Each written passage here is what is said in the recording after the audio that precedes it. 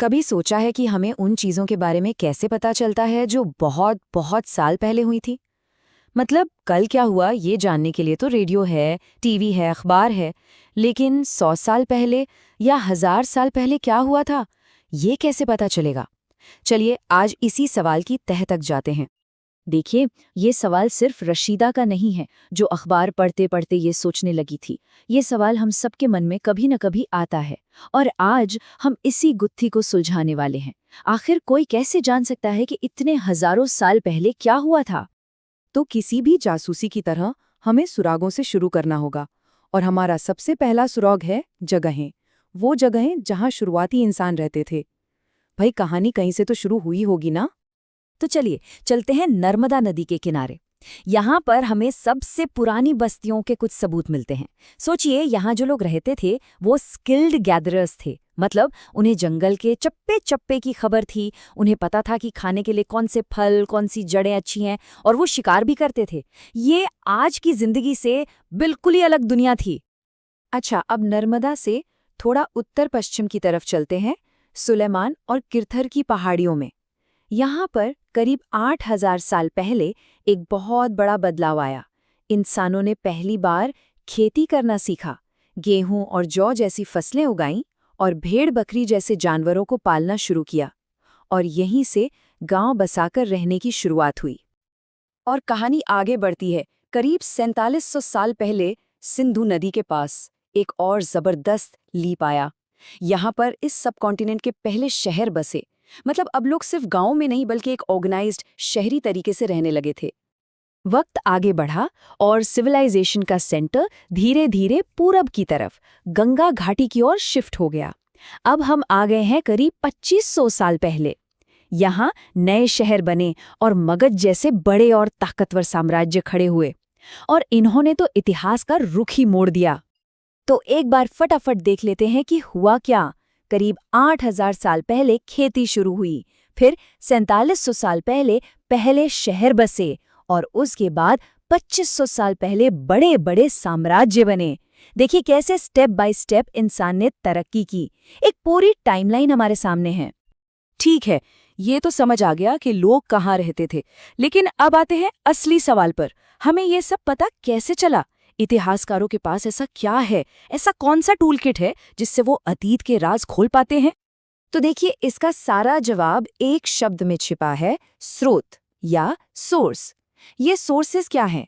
ये वो सुराग हैं जो पुराने जमाने के लोग अपने पीछे छोड़ गए, और इतिहासकार इन्हीं सुरागों को एक एक करके जोड़कर अतीत की पूरी तस्वीर बनाते हैं। और हमारे इन हिस्टोरिकल डिटेक्टिव्स के पास मोटे तौर पर 3 तरह के सुराग होते हैं।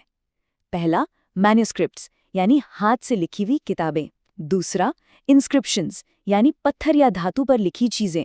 और तीसरा, आर्कियोलॉजी यानी खुदाई से मिली पुरानी चीजें। चलिए अब एक एक करके इन्हें समझते हैं।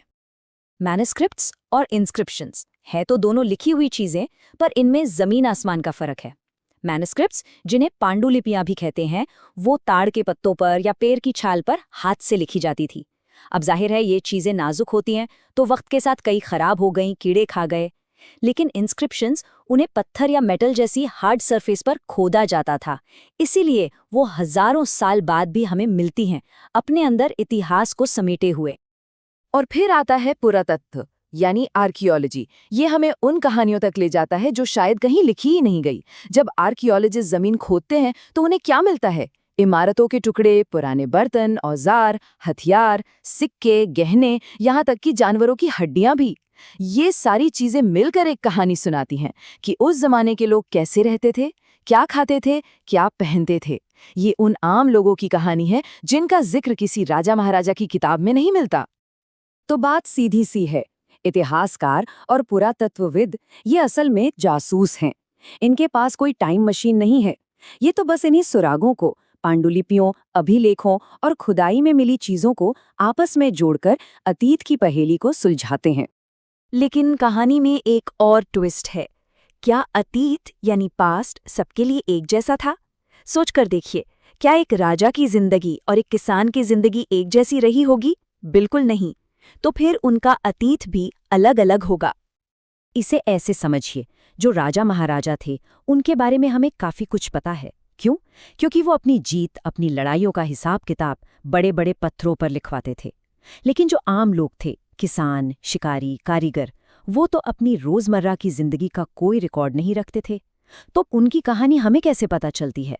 वही आर्कियोलॉजी से, उनके छोड़े हुए बर्तनों से, उनके औजारों से, उनके घरों के टूटे फूटे हिस्सों से।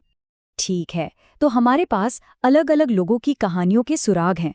लेकिन अब एक और सवाल उठता है, इन सब सुरागों को एक लाइन में कैसे लगाएं? कौन सी घटना पहले हुई, कौन सी बाद में? यहीं पर काम आती हैं तारीखें, यानी डेट्स, जो हमें एक टाइमलाइन बनाने में मदद करती हैं। अब ये तारीखें काम कैसे करती हैं? देखिए, पूरी दुनिया के इतिहासकार एक कॉमन सिस्टम का इस्तेमाल करते हैं। इसमें एक स्टार्टिंग पॉइंट मान लिया गया है, जिसे हम साल 1 कहते हैं, जो जीसस क्राइस्ट के जन्म का वर्ष माना जाता है।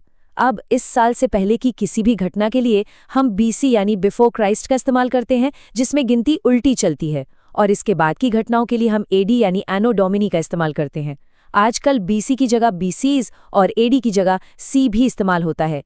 ये बस एक तरीका है ताकि सब लोग एक ही पैमाने पर इतिहास को समझ सकें। तो हमारी ये जासूसी अब अपने आखिरी पड़ाव पर है।